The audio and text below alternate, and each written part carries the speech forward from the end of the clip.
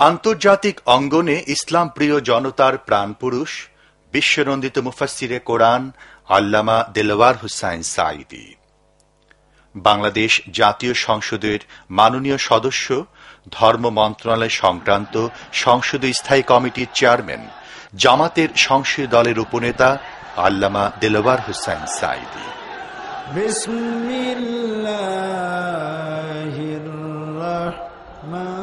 ইসলামকে সাবলীলভাবে উপস্থাপন করার অসাধারণ যোগ্যতা আল্লাহ রাব্বুল আলামিন তাকে দান করেছেন। সুদীর্ঘ 18 বছর যাবৎ আল্লামা সাঈদীর বক্তব্য সুন্দরভাবে উপস্থাপনে নিরলসভাবে কাজ করে যাচ্ছে স্পন্দন অডিও ভিজুয়াল সেন্টার। আপনাদেরকে রেকর্ড করার জন্য, কারণ চট্টগ্রাম তাফসিরের মাহফিল স্পন্দন অডিও ভিজুয়ালের মাধ্যমে গোটা বিশ্বে ছড়িয়ে যায়। আলহামদুলিল্লাহ বলেন। যে প্রতিষ্ঠান চট্টগ্রামের তাফসিরের মাহফিল অত্যন্ত আন্তরিকতার সাথে শৈল্পিক সৌন্দর্য দিয়ে বিশ্বময় ছড়ায়, আল্লাহ যেন এই প্রতিষ্ঠান কবুল করে নেন। ইসলামকে জানুন। আল্লামা সাঈদীর বিভিন্ন বিষয়ভিত্তিক আলোচনার ক্যাসেট এবং সিডি সংগ্রহ করুন। নকল ক্যাসেট ক্রয় করবেন না। অরিজিনাল ক্যাসেট সিডি সংগ্রহের সময় অবশ্যই সিএইচপি মনোগ্রাম এবং সিলভার ডিস্ক দেখে নিন। স্পন্দন অডিও ভিজুয়াল সেন্টার।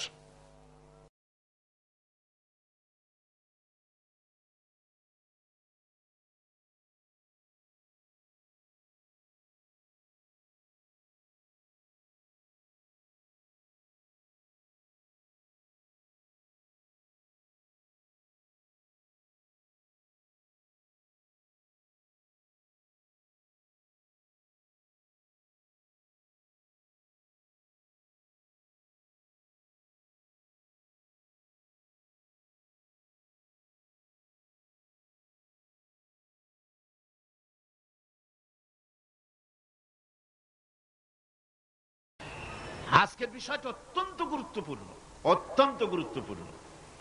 কোরআনে কারীমের মধ্যে আল্লাহ রাব্বুল আলামিন বলেন, ওয়ামা খালাকতুল জিন্না ওয়াল ইনসা ইল্লা লিয়াবুদুন।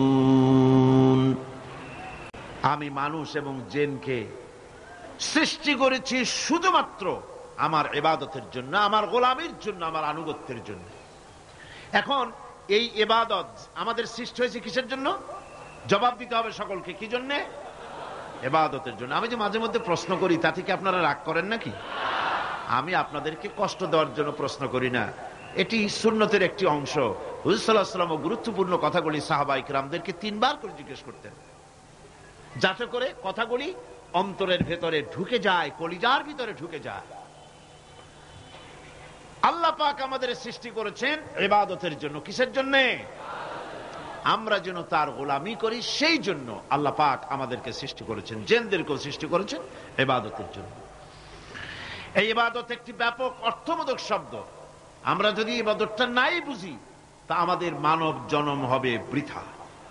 ইবাদত হচ্ছে আল্লাহর পছন্দনীয় জিনিসগুলি আমল করে তার সন্তুষ্টি অর্জন করার জন্য প্রচেষ্টা চালানো জীবনের সকল ক্ষেত্রে। এর মধ্যে ইবাদতের ভিতরে এমন এক ব্যাপক অর্থ যে এর ভিতরে নামাজ, রোজা, হজ, যাকাত, সত্য কথা, আমানতদারি, দিয়ানতদারি, প্রতিবেশীর হক আদায় করা, মাতা পিতাকে শ্রদ্ধা করা, প্রতিবেশীর হক আদায় করা, স্ত্রীর হক আদায় করা, সৎ কাজের আদেশ করা, অসৎ কাজের নিষেধ করা, জিহাদ ফি সাবিলিল্লাহ করা, এই সব কিছুই হচ্ছে ইবাদতের মধ্যে শামিল। জিকির আজকার করা, তেলাওয়াত করা, আমলে সালেহ করা, এভাবে করে আল্লাহ পাককে খুশি করার জন্য আল্লাহর নির্দেশ মাফিক কাজগুলি করা, সবটাই হচ্ছে ইবাদতের মধ্যে শামিল। মানব সৃষ্টির উদ্দেশ্য এবং লক্ষ্যই হচ্ছে মানুষ গোলামি করবে, আনুগত্য করবে আল্লাহ পাকের। এই জন্য যত নবী আল্লাহ পাক পৃথিবীতে পাঠিয়েছেন, সমস্ত নবী দাওয়াত দিয়েছেন তার উম্মতকে কি বলে? ইয়া কওমি ইবুদুল্লাহা মা লাকুম মিন ইলাহিন গায়রু। প্রত্যেক নবী তার জাতিকে, তার সম্প্রদায়কে ডেকে বলেছেন, হে আমার জাতি, হে আমার সম্প্রদায়, এক আল্লাহর গোলামি করো, তিনি ছাড়া তোমাদের কোনো ইলাহ নাই, প্রভু নাই, মাবুদ বলে কেউ নাই।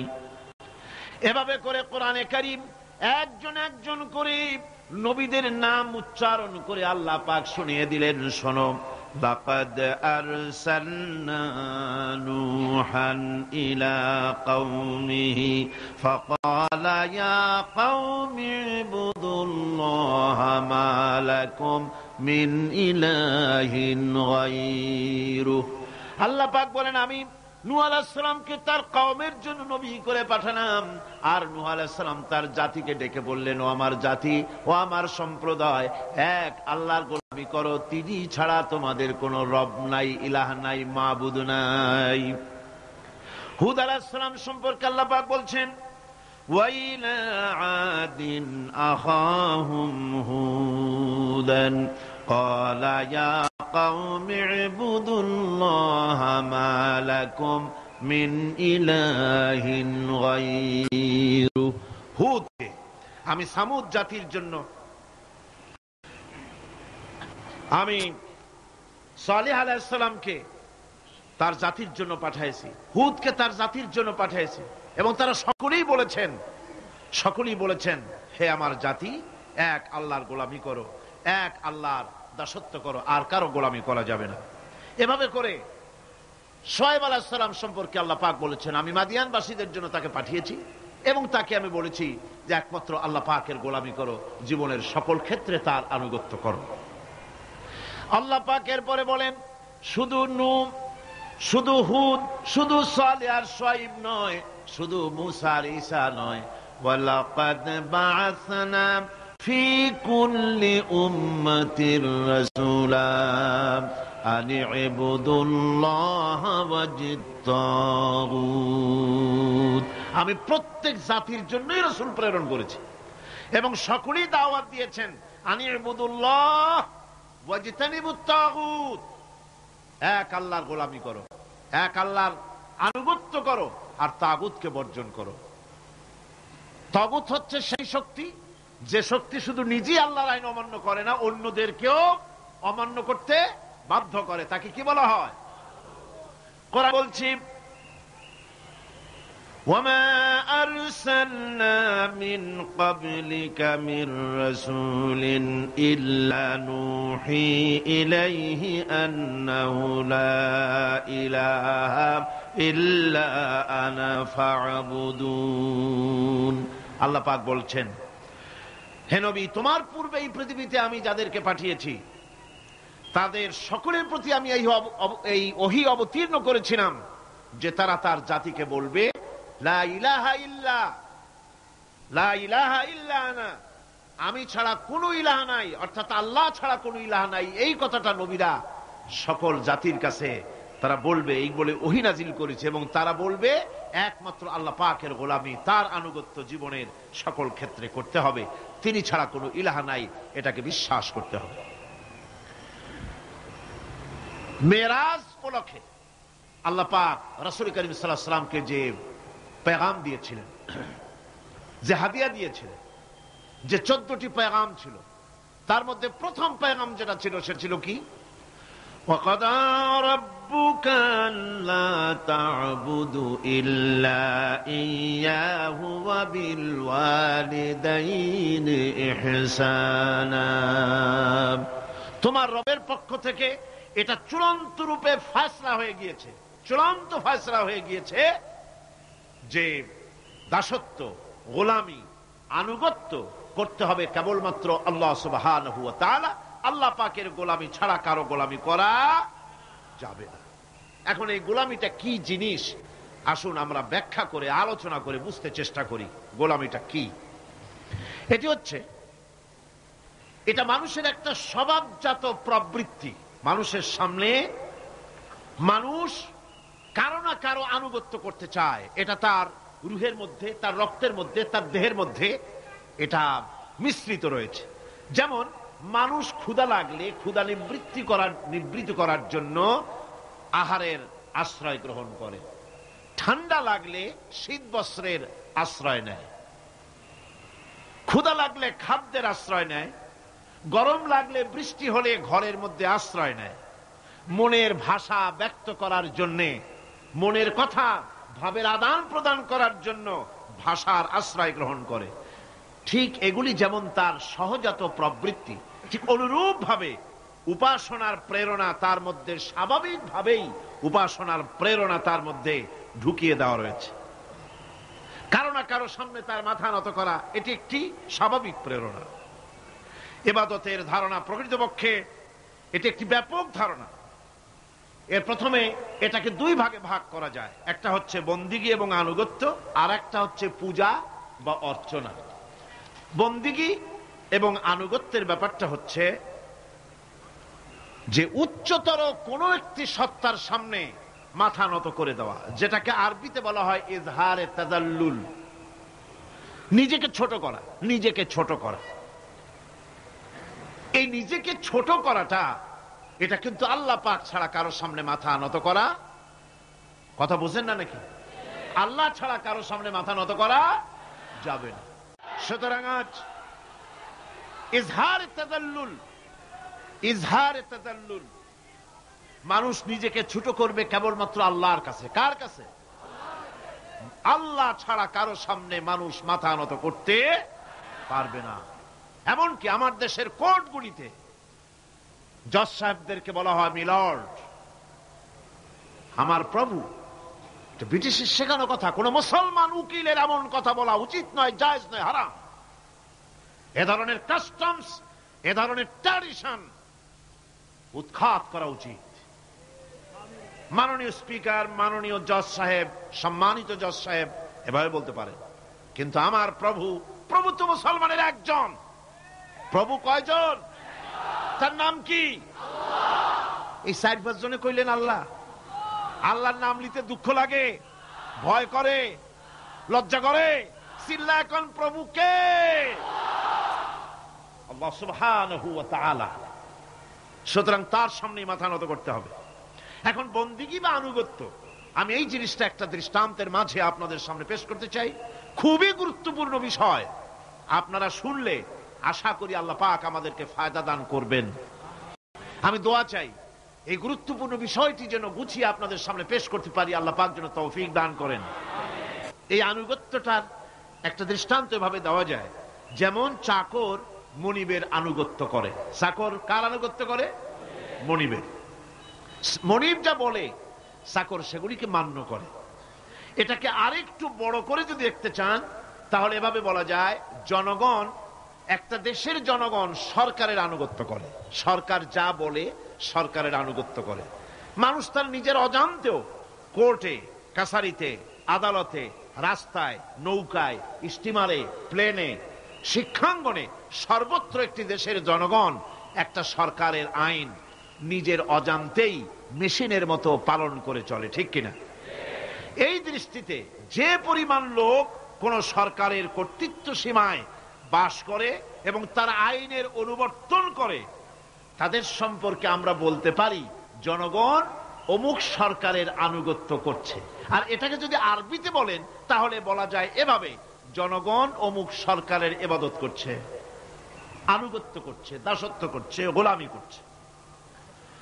এবার এই ধারণাটিকে আরো একটু প্রশস্ত করে দিন, তাহলে আপনি দেখতে পাবেন, প্রথমে বললাম মনিবার চাকর, তারপর বললাম জনগণ আর সরকার। এবার এই দৃষ্টিকে আরো প্রশস্ত করে দিয়ে বিশ্বের দিকে তাকান, মহা শূন্যের দিকে তাকান। গাছপালা, তরু লতা, কীট পতঙ্গ সব যেন কারো আইন মেনে চলছেই তো মনে হয়, নাকি কন?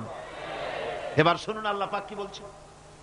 আল্লাহ রাব্বুল আলামিন বলেন, আফাগায়রা দীনিল্লাহি ইয়াবগুন ওয়ালাহু আসলামা মান ফিস সামাওয়াতি ওয়াল আরদি তাওআন ওয়া কারহা।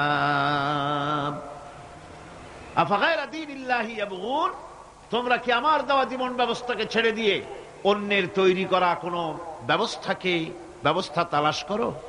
ওয়ালাহু আসলামা মান ফিস সামাওয়াতি ওয়াল আরদ, অথচ আকাশে যা আছে, জমিনে যা আছে, সব কিছু আনুগত্যের মস্তক আমার সামনে মাথা নত করে দিয়েছে। সুবহানাল্লাহ বিহামদিহি, ঠিক কিনা? একটি ধূলি কণা থেকে শুরু করে নক্ষত্র লোক অবধি যা কিছু আমরা দেখতে পাই, যা দেখি না, সব হুকুম মানে কার? এই আইনের বৃদ্ধাচরণ করার ক্ষমতা কারো নাই। এটাকে বলা যায় গোটা বিশ্ব চরাচর আনুগত্য করছে, গোলামি করছে, ইবাদত করছে। কার করছে? আল্লাহ পাকের। এটাকে ইংরেজিতে বলা হয় ল অফ নেচার, এটাকে আরবিতে বলা হয় কানুনে ফিতরত, এটাকে বাংলায় বলা হয় প্রকৃতির আইন। এই আইনকে লঙ্ঘন করার ক্ষমতা কারো নাই। বন্ধুগণ, এই পৃথিবীর আপনি লক্ষ্য করে দেখবেন কোরআন মাজিদে এই বন্দিগিকে কোথাও ইবাদত বলেছে, কোথাও তাসবিহ বলেছে, কোথাও তাকদীস বলেছে, কোথাও সুজুদ বলেছে, কোথাও কুনুত বলেছে।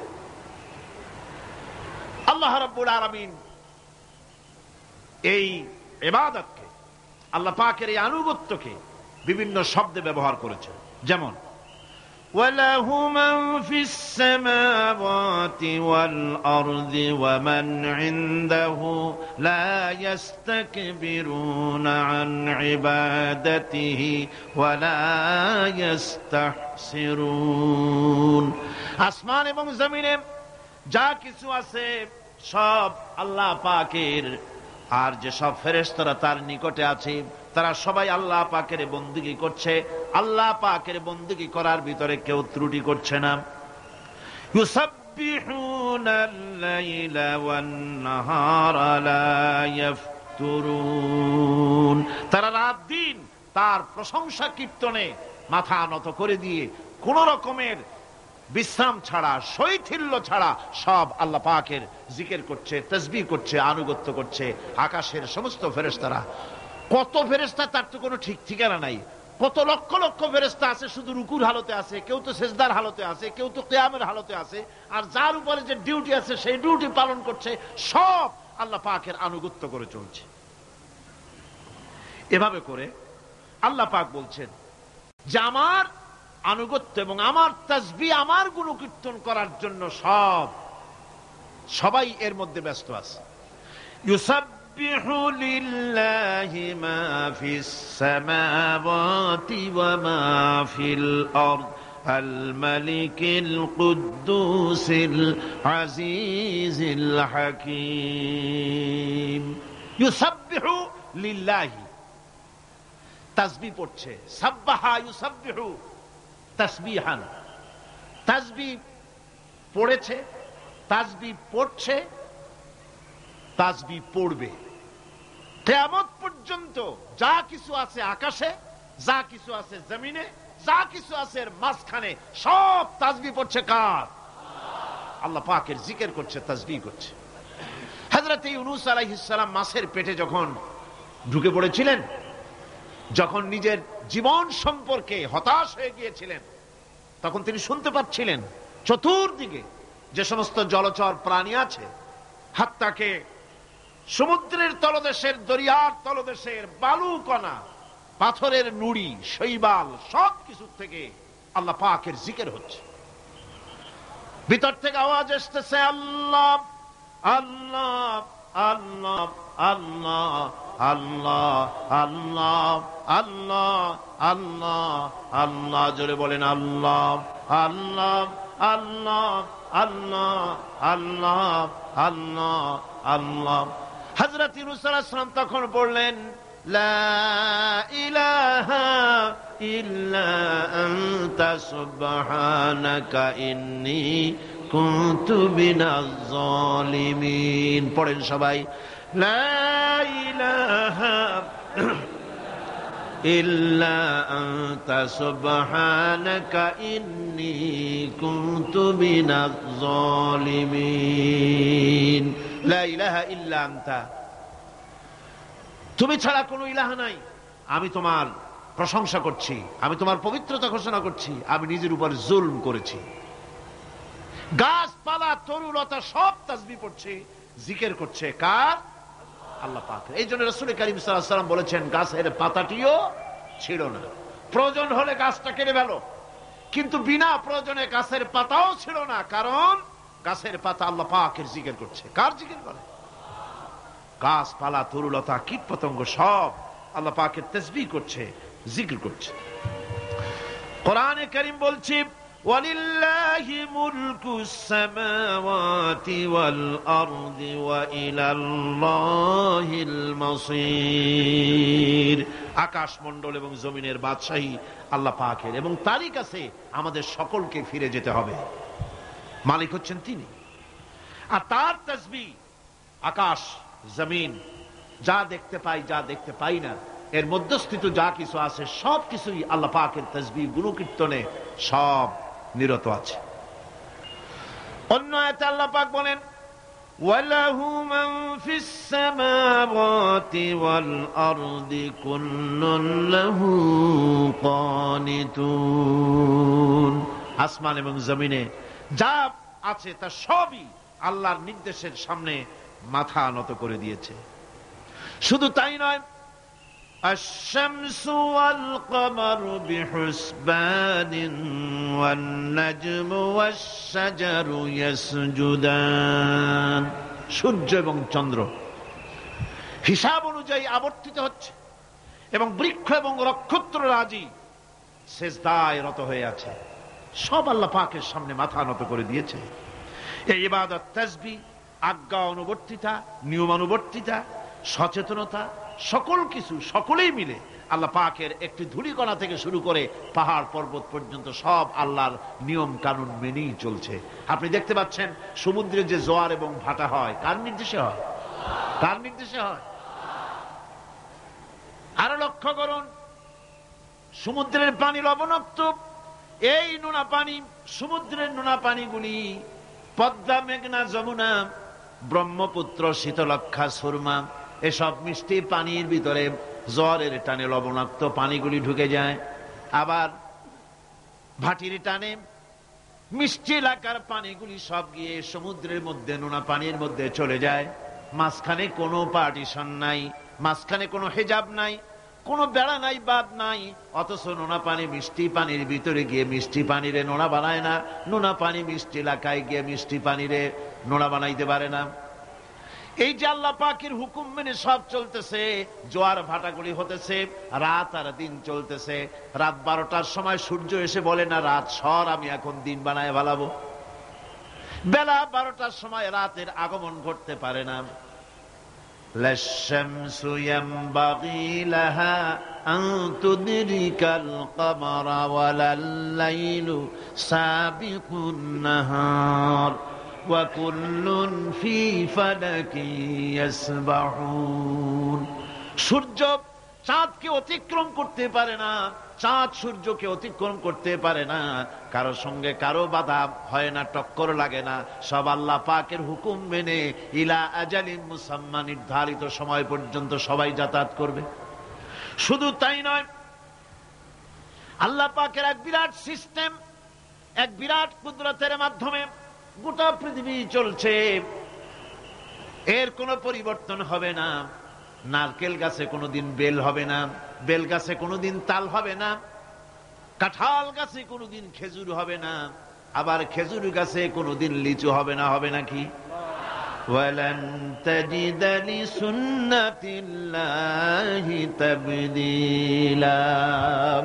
আমার প্রকৃতির আইনের মধ্যে, আমার ল অফ নেচারের ভেতরে কোনো পরিবর্তন হবে না। সবগুলি আমার আইন মানতে হবে। এখন হতে পারে এমন যে ব্যক্তি আল্লাহরে মানে না, ব্যক্তি, বোঝেন না নাকি? বোঝেন না?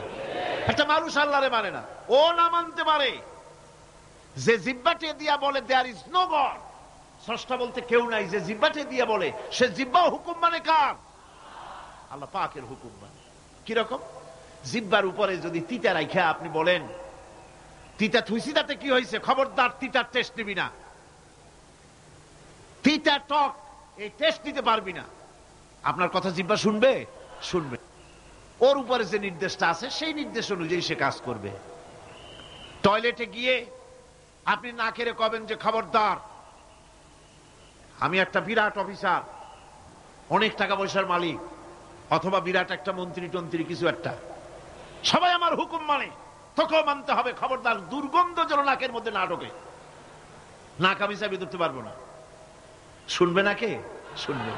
নাক হোক, কান হোক, চোখ হোক, মুখ হোক, প্রত্যেকটা অঙ্গ প্রত্যঙ্গ, এগুলি সব হুকুম মানে কার? হতে পারে ব্যক্তি আল্লাহরে অস্বীকার করে বসলো, আল্লাহকে বললো যে আল্লাহ নাই, সব এমনি এমনি। এর কপালের লক্ষণ। কিসের লক্ষণ? কপাল পড়া লক্ষণ। সব বোঝে, একটা মারতে এটা কয় যে না কেউ এটারে বানাইছে। এই যে একটা ভিডিও ক্যামেরা, এটারে কেউ দেখলে বলবে যে কয়েকজন আলেমে মিলে ফু দিছে আর অমনি একটা মাইক হয়ে কি বল ক্যামেরা হয়ে গেছে, বলবে কেউ? কোন পাগলেও কবে? এই প্যান্ডেলটা দেখে কি মনে হবে? 4-5 জন পিসা বাইসিয়া কোচার কোনায় দাঁড়াইয়া ফু দিছে, সাথে সাথে প্যান্ডেল হয়ে গেছে। এটা কথা হইল? একটা ছোট্ট টেবিল, একটা চাপ দেখলে পরে মানুষ বলে নিশ্চয়ই এটা কেউ বানাইছে। আজীব, এত বড় বিশাল আকাশ, এত সুন্দর জমিন, এত সুন্দর দেহ, এই মানুষ, গাছপালা, তরুলতা, কীট পতঙ্গ, পাহাড়, নদ নদী, এ সব কিছু দেখে কেবলমাত্র কপাল পোড়াই বলতে পারে যে কেউ নাই, এমনি এমনি হইছে। আজীব তামাশা। এমনি এমনি একটা চাউল তৈরি হয় না, একটা ডিম তৈরি হয় না, এমনি এমনি পৃথিবীটা হয়ে গেল। সবগুলির পেছনেই আল্লাহ পাক আছেন, তিনি সৃষ্টি করেছেন। এখন উপাস্যের প্রতি এই সৃষ্টি মানুষের দৃষ্টি আকর্ষণ করে। উপাস্য পাও না কে আল্লাহ, তা ঠিক পাও না, তা দেখাবার জন্য এই পৃথিবীর আল্লাহর সৃষ্টি প্রত্যেকটি পদার্থ, প্রত্যেকটি জিনিস ইঙ্গিত করে নিঃসন্দেহে কেউ না কেউ আছে, আর তার নাম হচ্ছে আল্লাহ। তার নাম কি? আরো জনে বলেন, নাম কি? আল্লাহ পাক। এখন প্রশ্ন ওঠে, আল্লাহরে বানাইছে কেডা? এরা বলে তো মুরগি আগে না ডিম আগে?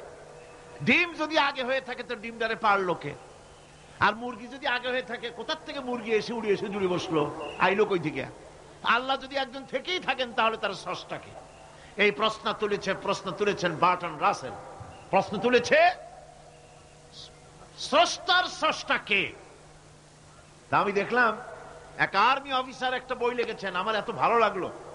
বইটার নাম হচ্ছে আল কোরআন দ্য চ্যালেঞ্জ, মহাকাশ পর্ব। দারুণ লিখেছেন তিনি, আপনারা যদি পান খুঁজে নিয়ে পড়বেন। সে বইয়ের শেষ ভাগে গিয়ে তিনি এটার জবাব দিয়েছেন, স্রষ্টার স্রষ্টাকে তাই তুমি তালাশ করো, কানা চায় মানে কুজো চায় শীতই শুইতে। একটা লবণ কণার দৃষ্টান্ত তিনি দিয়েছেন। একটা লবণ কণা, একটি লবণ কণার ভিতরে যতগুলি মলিকুল থাকে, একটা লবণ কণার ভিতরে যতগুলি ক্যালাস থাকে, একটা লবণ কণার ভিতরে যতগুলি উপকরণ আর উপাদান থাকে, অর্থাৎ একটা লবণ কণা যত উপকরণ, যত উপাদান ধারণ করে, তার ধারণ ক্ষমতা যতখানি, এতখানিক জিনিস ধারণ করতে 1000 বার্টন রাসেলের মগজের দরকার। একটা লবণ কণা, সেইটার চিন্তা করাই কঠিন। আর এত বড় মহাবিশ্ব যিনি সৃষ্টি করেছেন তার স্রষ্টাকে তালাশ করতে চাও, এটা কি স্বাভাবিক কথা? এটা পাগলের প্রশ্ন হতে পারে, এটা পাগলের প্রশ্ন হতে পারে। গ্যাগারিন টিটপ আর প্রথম মহাশূন্যচারী ছিল। গ্যাগারিন বেটা মহাশূন্য ঘুরি টুরি আসা কয় কি, কয় যে মুসলমানেরা যারে কয় আল্লাহ, হিন্দুরা যারে কয় ভগবান, খ্রিস্টানরা যারে কয় গড, মহাশূন্য এত ঘুরলাম, আল্লাহরেও দেখলাম না, ভগবানেরও দেখলাম। আজীব তামাশা। তুমি তো তোমার শরীরটাই দেখো না, তোমার শরীরটাই তো তুমি দেখতে পাও না। তোমার মাথার তালুটা কেমন তা কি দেখছো কখনো? আয়না নিচের দিকে দিয়ে ঠ্যাং উপরের দিকে দিয়ে তাকাইলে যদি দেখো মাথার তালু কেমন। নিজের ঘাট দেখো না, পিঠ দেখো না, নিজের হিপ দেখতে পারো না। আয়না টায়না 4-5 খান না নিয়ে দেখার উপায় নাই কোন জায়গায় কি আছে শরীরে। নিজের শরীরটাই দেখো না। কত বড় সাহস! এই শরীরের স্রষ্টাকে দেখতে চাও? লা তুদরিকুহুল আবসার। কোন দৃষ্টি শক্তি তাকে মুহাইয়া করতে পারবে না। তার দৃষ্টি সকলকে আয়ত্ত করবে, কিন্তু পৃথিবীর কোন দৃষ্টি শক্তি তাকে আয়ত্তের ভিতরে নিতে পারবে না। মুসা আলাইহিস সালামের মতো পয়গম্বর, তিনি বলেছিলেন রব্বি আরিনি, রব্বি আরিনি, আল্লাহ আমি তোমারে দেখতে চাই। আল্লাহ পাক বলেছেন লান তারানি, কখনোই দেখতে পারবা না। সুবহানাল্লাহ ওয়া বিহামদিহি। সুতরাং এই পৃথিবীর সবকিছু ইঙ্গিত করে যে একজন আছেন এই ফুলের সৌন্দর্য যিনি দিলেন। ফুল দেখা যায়, সৌন্দর্য দেখা যায়, কিন্তু গন্ধ দেখা যায় না। এই পানির মিষ্টতা, মিষ্টি পানি, ফুলের গন্ধ, জোনাকি পোকার আলো, এই যে সুন্দর সুন্দর জিনিস দিয়ে আল্লাহ পাক এই বিশ্বকে সজ্জিত করেছেন, এ সব কিছুই ইঙ্গিত করে নিঃসন্দেহে একজন আছেন, আর যিনি আছেন তার নাম হচ্ছে কি? আল্লাহ। জোরে বলেন, তিনি কে? আল্লাহ। এখন এই স্রষ্টাকে চিনতে মানুষের বড্ড হয়রানি স্রষ্টাকে চেনার জন্য। এই স্রষ্টাকে খোঁজার জন্য, চেনার জন্য মানুষ শক্তি পূজা আরম্ভ করলো। ওই যে আমি আগে বলেছি, মানুষের মধ্যে একটা স্বাভাবিক প্রেরণা এই কারো না কারোর সামনে মাথা নত করে দেবে। সেজন্য মানুষ, কেউ তো আগুনকে পূজা করলো, আগুনের ভিতরে শক্তি আছে বলে আগুনের সামনে মাথা নত করে দিল, পাহাড়ের সামনে মাথা নত করে দিল, মূর্তি বানাইয়া মূর্তির সামনে মাথা নত করলো, কাঠের মূর্তি, মাটির মূর্তি বানাইয়া তার সামনে মাথা নত করে দিল। এগুলির সামনে যদি তুমি মাথা নত করলে, এগুলি কি মাছির মতো একটা ছোট্ট প্রাণীও বানাতে পারবে? এই চ্যালেঞ্জ কার? আল্লাহ পাকের। কোরআন শরীফে আল্লাহ পাক বলেছেন, নবী ওদের বলেন, ওরা কি মাছির মতো ছোট্ট একটা প্রাণী বানাতে পারবে? পারবে না। এমন কি ওদের সামনে যে খাদ্যগুলি রাখা হয়, মূর্তি টুর্তি বানায়া সামনে যে খাদ্য রাখা হয়, এই খাদ্যের উপরে যদি মাছি পড়ে, খাবারগুলি উড়াই নিয়ে যায়, অথবা ওদের নাকের উপর এসে যদি মাছি এসে পড়ে, এই মাছিটাকে এতগুলো হাত সাথে একটা টোকা দিয়ে একটা মাছিকে উড়াই দিতে পারবে না। পারবে না। সুতরাং বুঝতে হবে, একথা বুঝতে হবে, স্রষ্টাকে তালাশ করতে গিয়ে মানুষেরা আগুনের পূজা করলো, পাথরের পূজা করলো, গাছের পূজা করলো, মাছের পূজা করলো, সাপের পূজা করলো, বাঘের পূজা করলো, শেষ পর্যন্ত সেক্সুয়াল অর্গান, এটার বাংলা করলাম না, এটারও পূজা করলো।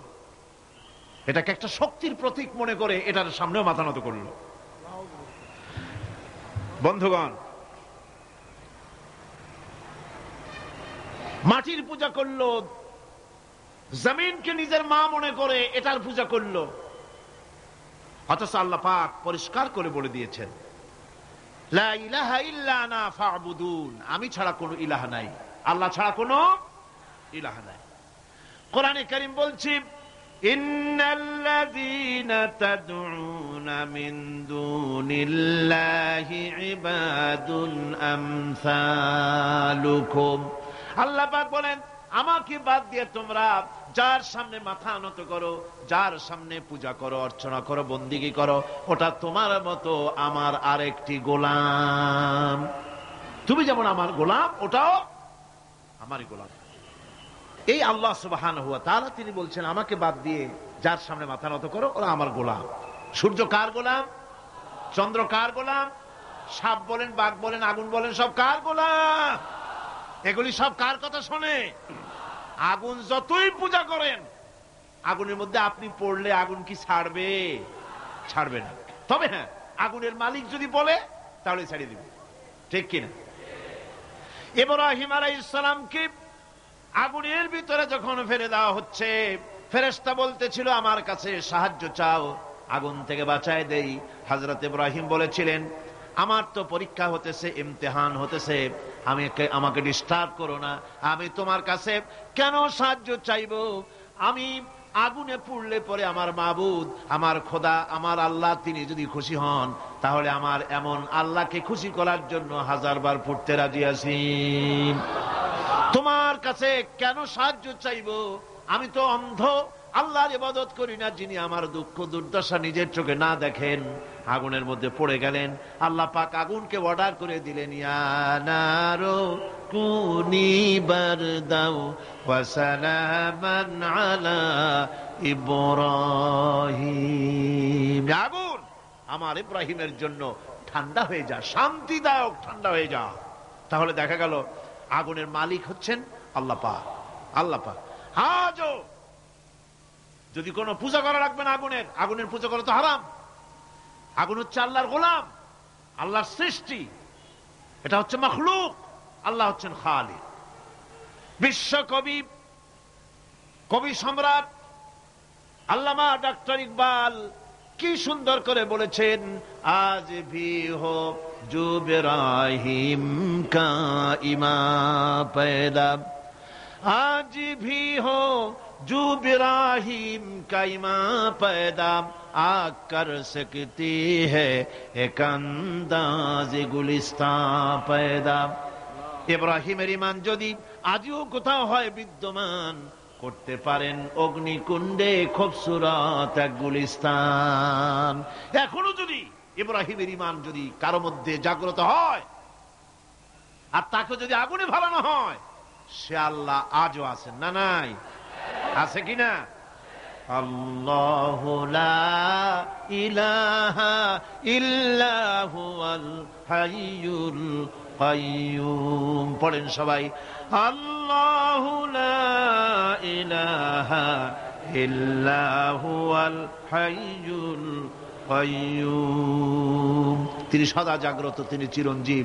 সুতরাং মহান শক্তিধর আল্লাহ পাক, তার হচ্ছে সব গোলাম। তুমি গোলাম হইয়া আর এক গোলামের কাছে হাত পাতো, সে তোমারে কিচ্ছু দিতে পারবে না।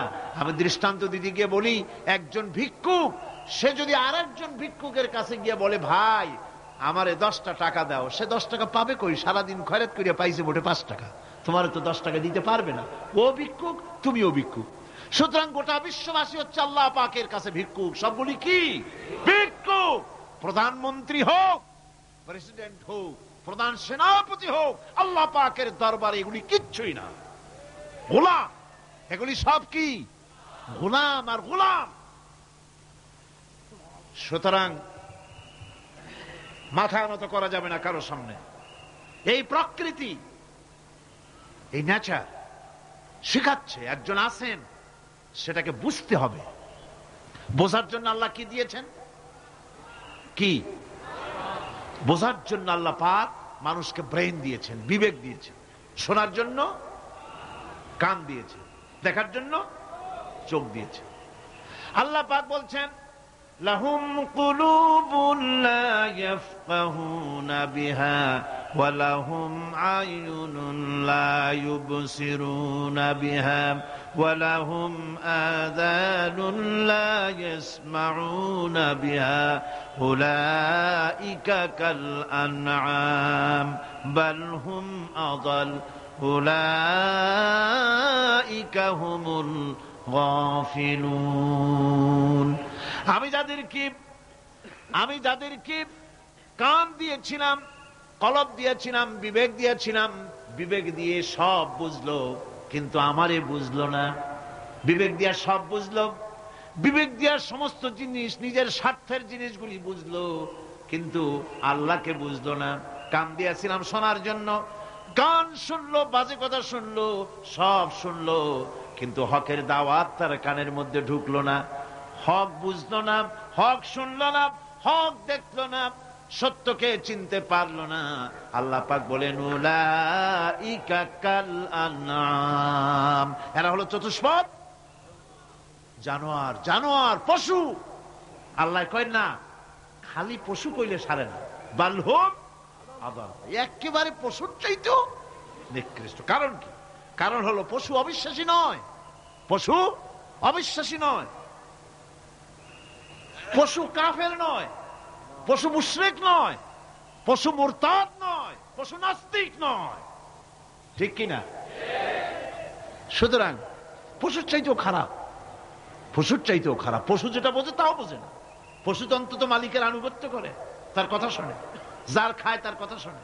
কুত্তাটাও, কুকুরও যার খায় তার কথা শোনে। ঠিক কিনা গণ?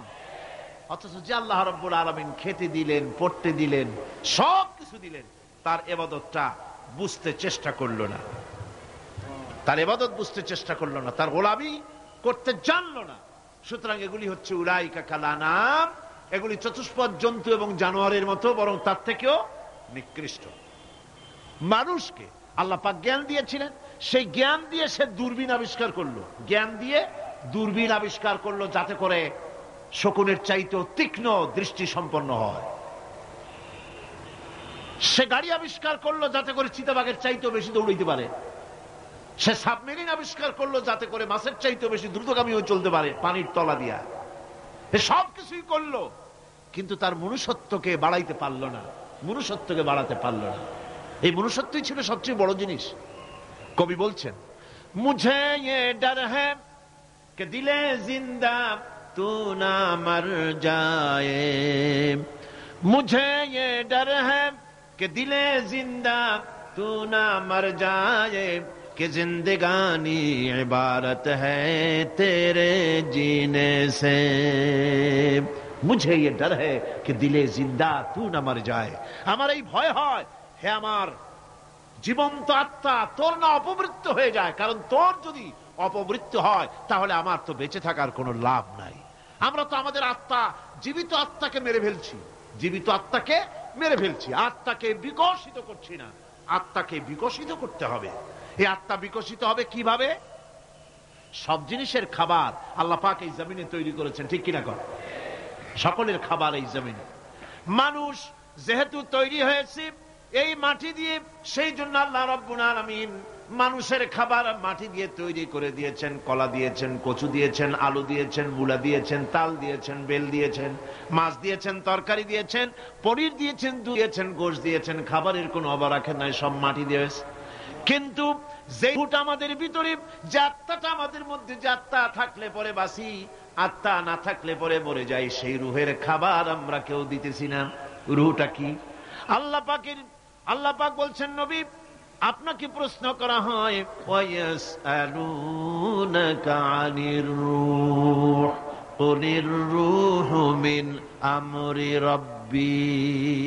নবী হে, প্রশ্ন করা হয় রূহ কি জিনিস? এর জবাব হচ্ছে এই, বলে দিন রূহ হচ্ছে আল্লাহর একটু অর্ডার, একটু হুকুম তোমার ভিতরে কাজ করছে। ওই রূহেরও কিছু খাবার আছে, ওই রূহেরও কিছু খাবার আছে।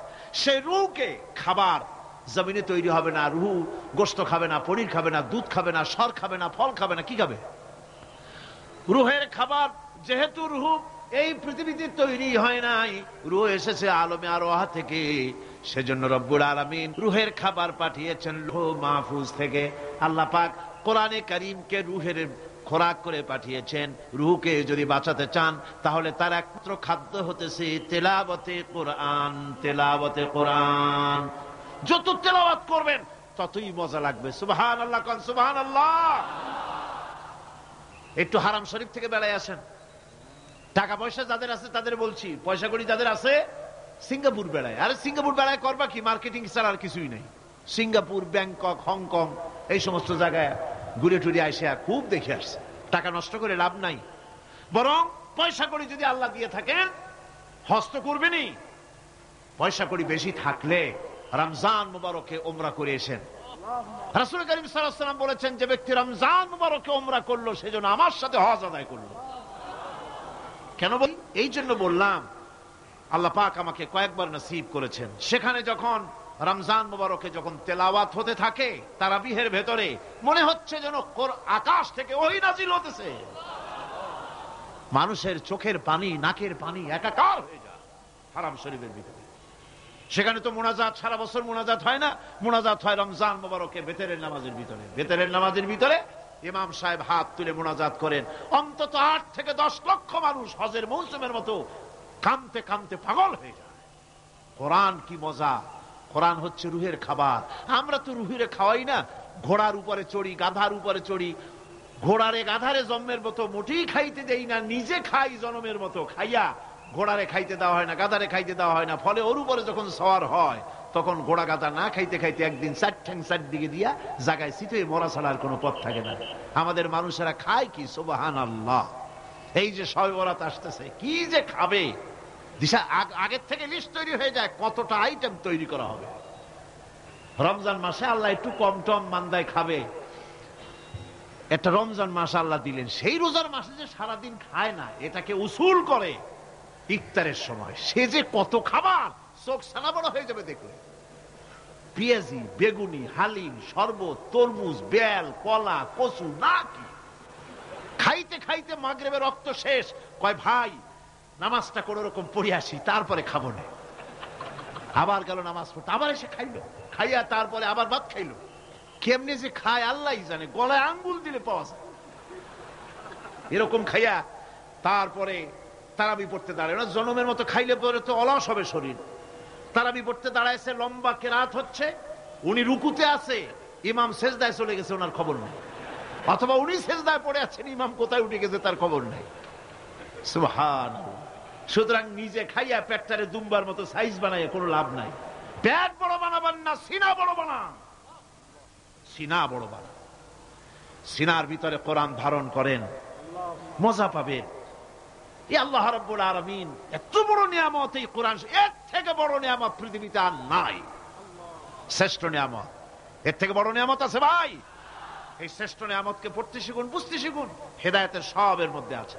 সুতরাং আল্লাহ রাব্বুল আলামিন মনুষ্যত্বকে, আত্মাকে বিকাশ করার জন্য কোরআনে কারীম দিয়েছিলেন।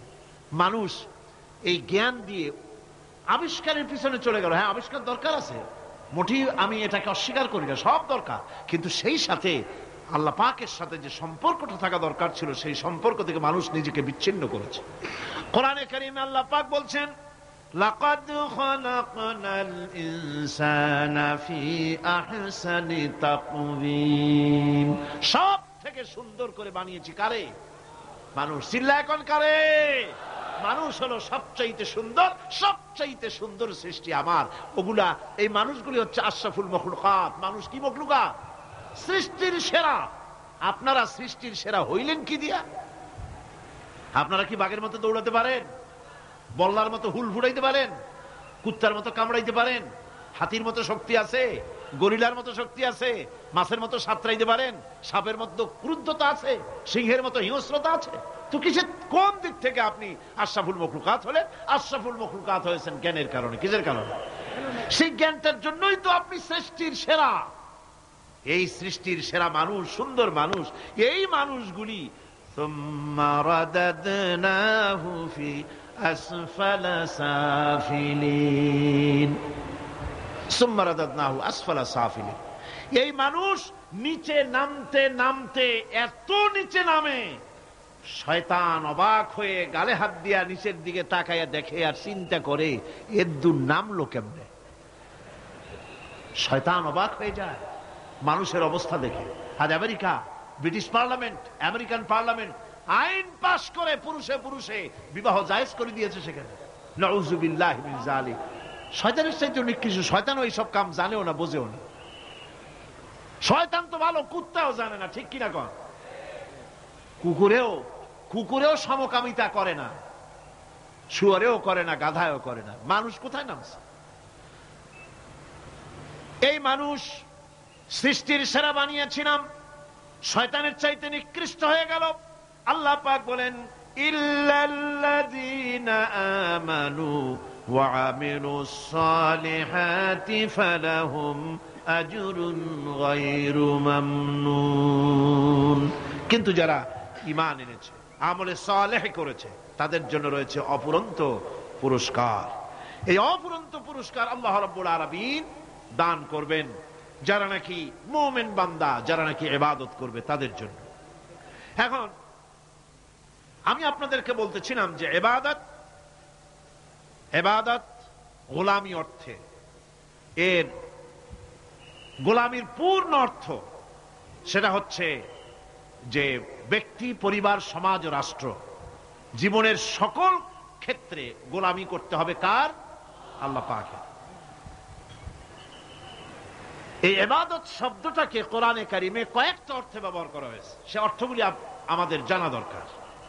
যেমন ইবাদত এবং দাসত্ব অর্থে আল্লাহ পাক বলছেন, সুম্মা আরসালনা মূসা ওয়া আখাহু হারুনা বিআয়াতিনা ওয়া সুলতানিম মুবিন।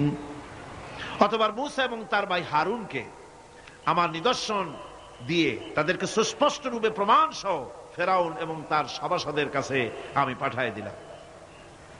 তারা যখন তাদের কাছে গিয়ে দ্বীনের দাওয়াত দিল, তখন তারা কি বলল? ফাকালু আনুমিনু লিবাশারাইনি মিসলিনা ওয়া কওমুহুমা লানা আবিদুন। আমি যখন তাদেরকে পাঠালাম, তারা যখন দ্বীনের দাওয়াত দিলেন, ইবাদতের দাওয়াত দিলেন, তখন তারা বলল, আমরা কি এমন আমাদেরই মতো দুজন মানুষের আনুগত্য করব? এখানে আবেদুন অর্থাৎ দাসত্ব, আমরা কি তার দাসত্ব করব? এই দাসত্ব একমাত্র আল্লাহরই হতে পারে, আর কারো হতে পারে না। সেজন্য কোরআনে কারীম অন্যত্র বলছে, ইয়া আইয়ুহাল্লাযীনা আমানু কুলু মিন তাইয়্যিবাতি মা রাযাকনাকুম ওয়াশকুরু লিল্লাহি ইন কুনতুম ইয়্যাহু তা'বুদুন।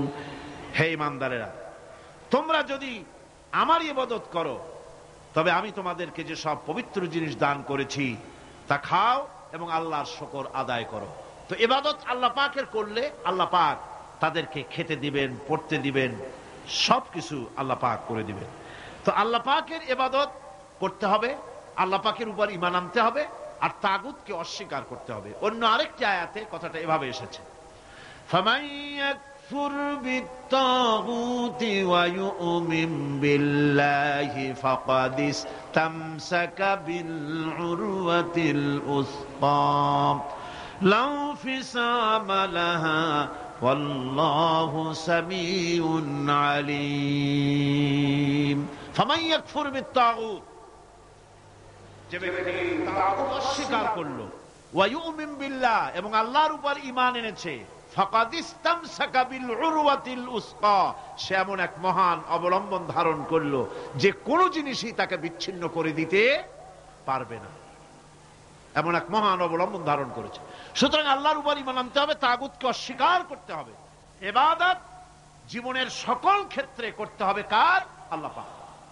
কোরআনে কারীম বলছে, এর আগে আমি প্রথমে শুনিয়েছি, সমস্ত নবীরা, আম্বিয়া আলাইহিস সালাম, তারা তার নিজের জাতিকে গোলামির জন্য দাওয়াত দিয়েছেন। আল্লাহ পাকের বলেছেন, আমার জাতি, একমাত্র নবী মুহাম্মদ রাসূলুল্লাহ সাল্লাল্লাহু আলাইহি ওয়াসাল্লাম আমার জাতি, তিনি বলেন নাই। তাকে দিয়ে আল্লাহ পাক বলেছেন, ইয়া আইয়ুহান নাসু উবুদু রাব্বাকুমুল্লাযী খালাকাকুম ওয়াল্লাযীনা মিন ক্বাবলিকুম লাআল্লাকুম তাত্তাকুন। ইয়া আইয়ুহান নাসু উবুদু রাব্বাকুমুল্লাযী খালাকাকুম। রাব্বাকুম উবুদু রাব্বাকুম আয় আতিউ রাব্বাকুম, গোলামি করো, আনুগত্য করো, দাসত্ব করো তোমার সেই প্রভুর, সেই রবের, যিনি তোমাকে সৃষ্টি করেছেন। তার আনুগত্য জীবনের সব ক্ষেত্রে করো। এক জায়গায় করলে হবে না, সব জায়গায় করলে হবে। জীবনের সমস্ত কাজটাই হলো ইবাদত হবে যদি মুসলমান আল্লাহর হুকুম মাফিক তার জীবনকে পরিচালনা করে। আপনার চোখের চাহনিটাও তো ইবাদত হবে। সুবহানাল্লাহ। এই চোখ দিয়ে গুনাহ কামাই করা যাবে, আবার এই চোখ দিয়ে সওয়াব কামাই করা যাবে। যদি কোনো সন্তান তার মা বাপের দিকে ভক্তির নজরে, মহব্বতের নজরে যদি তাকায়, নবীজি বলেছেন একটা কবুল নফল হজের সওয়াব আমলনামায় লেখা যাবে। সাহাবীরা প্রশ্ন করেছেন, যদি কেউ 100 বার তাকায় তো কি হবে? নবীজি বলেছেন, আল্লাহ রাব্বুল আলামিনের নিয়ামতের ভান্ডার অফুরন্ত নিয়ামতের, সেখানে কোনো অভাব নাই। যদি কোনো বান্দা যদি তার মা বাপের দিকে দৈনিক 100 বার তাকায় তো ওই বান্দার আমলনামায় 100 কবুল নফল হজের সওয়াব লেখা যাবে। তাহলে দেখা গেল চোখের চাহনি আপনার ইবাদত, আপনার ঘুম ইবাদত, আপনার চাকরি ইবাদত, আপনার ব্যবসা বাণিজ্য ইবাদত। তার মানে হলো আল্লাহর গোলামি, আল্লাহর হুকুম অনুযায়ী কাজ করার নামই হচ্ছে ইবাদত। ইয়াকা না'বুদু ওয়া ইয়াকা নাস্তাঈন। পড়েন সবাই, ইয়াকা না'বুদু ওয়া ইয়াকা নাস্তাঈন। আল্লাহ তাআলা একমাত্র তোমার গোলামি করি, তোমারই আনুগত্য করি, তুমি ছাড়া কারো গোলামি করি না, তুমি ছাড়া কারো গোলামি করি না। এখন দোকানদার নামাজের মধ্যে পড়লো ইয়াকা না'বুদু। ইয়াকা না'বুদু, না'বুদু শব্দটা হচ্ছে মুজারের সিগা।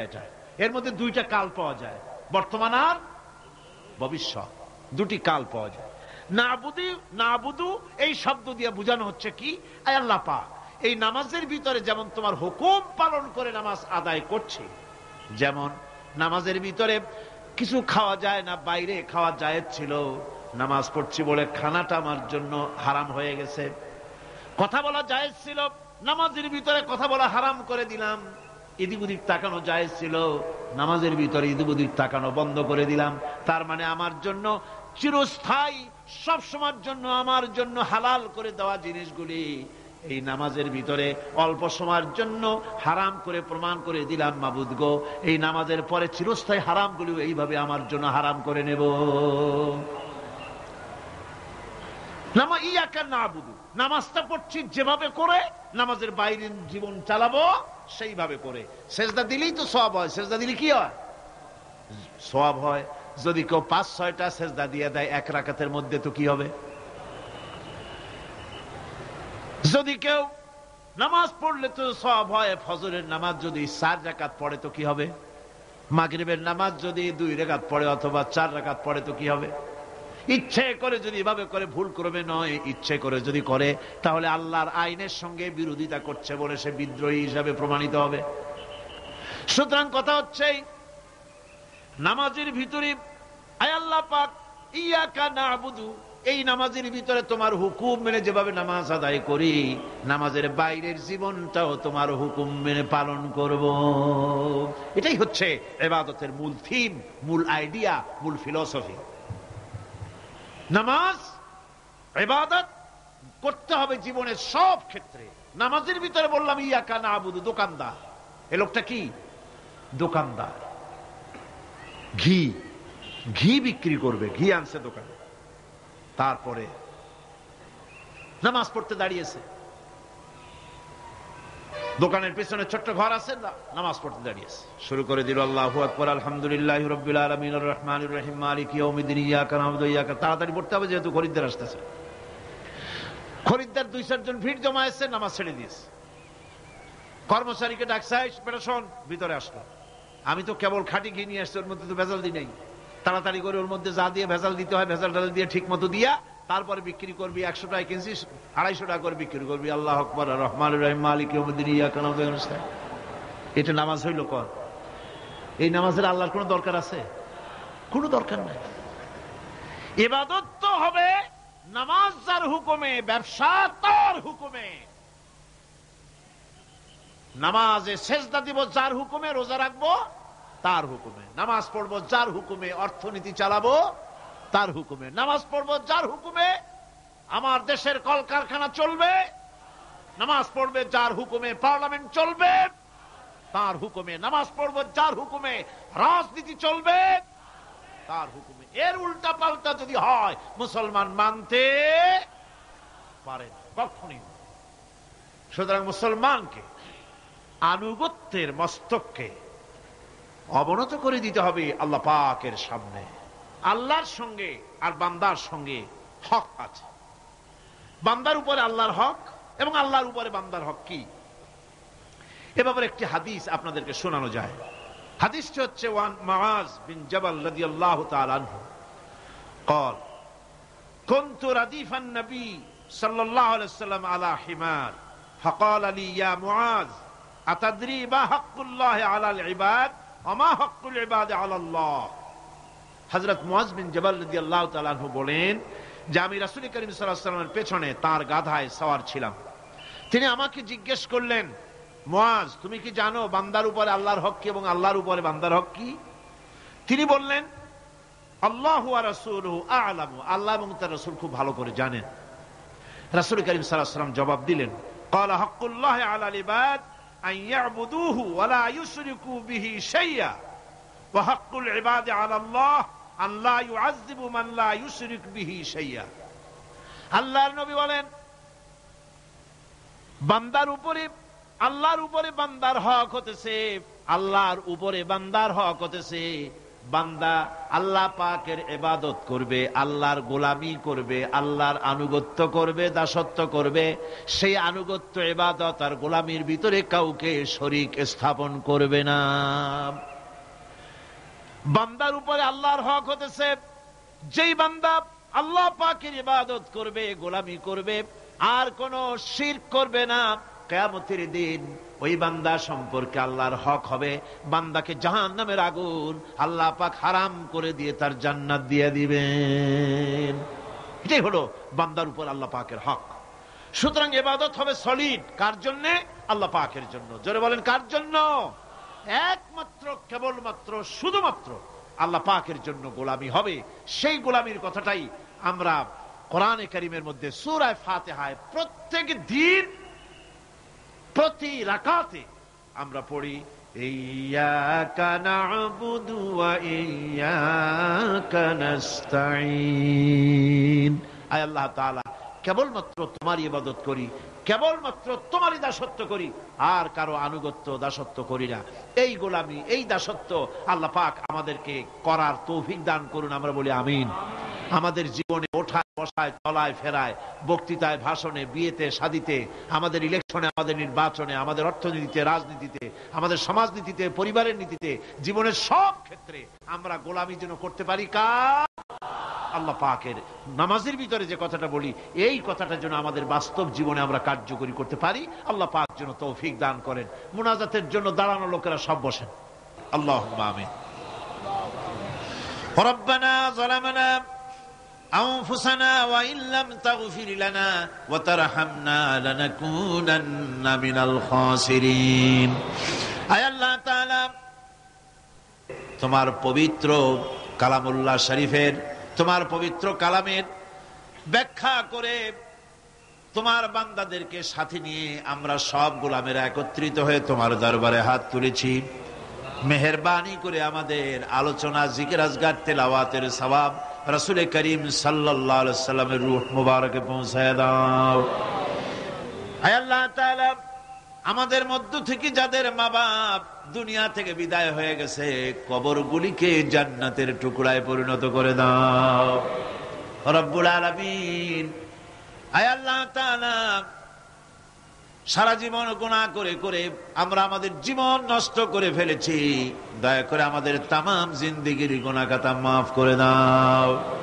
রব্বানা তাকাব্বাল মিন্না ইন্নাকা আনতাস সামিউল আলিম ওয়া তুব আলাইনা ইন্নাকা আনতাত তাওয়াবুর রহিম।